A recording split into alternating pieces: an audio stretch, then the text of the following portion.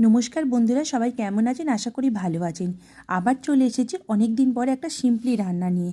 আজ বানাবো কাতলা মাছের ঝাল। তার জন্য মাছগুলোকে ভালো করে তেলে ভেজে নেব। মাছগুলোকে ভাজা হয়ে যাওয়ার পর তুলে নেব।